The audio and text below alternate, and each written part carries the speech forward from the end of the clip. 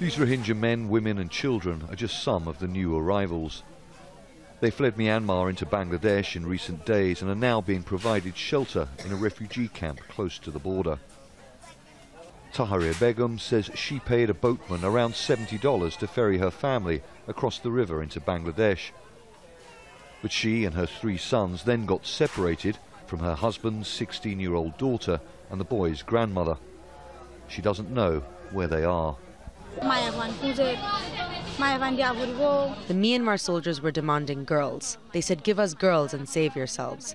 They have been giving the Rohingya cards that say we are from Bangladesh. The Myanmar government considers the Rohingya illegal immigrants, and they've suffered decades of persecution.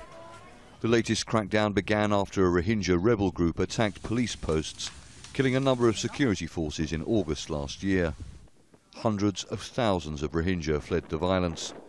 The UN has accused Myanmar of ethnic cleansing. It's estimated that the army killed at least 6,700 Rohingya in the first few weeks of the crackdown. We don't want to go back.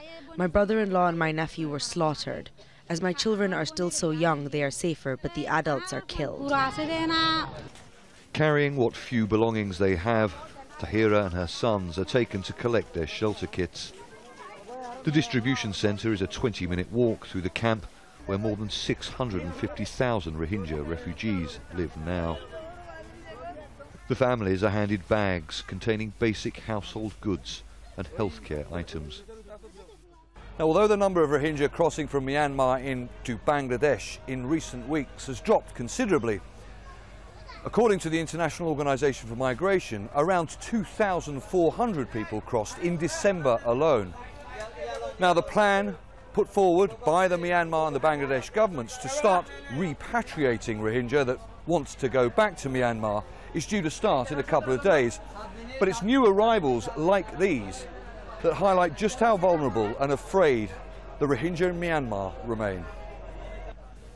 The UN and international aid organisations say it's too early for refugees to return when their security cannot be guaranteed. IOM is not involved in repatriation. These talks are happening bilaterally between the 2 governments.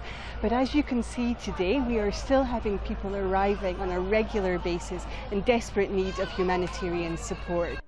TAHIRA and her boys are taken to the place where aid workers are building their shelter. This tiny bamboo and tarpaulin hut will be home for the foreseeable future.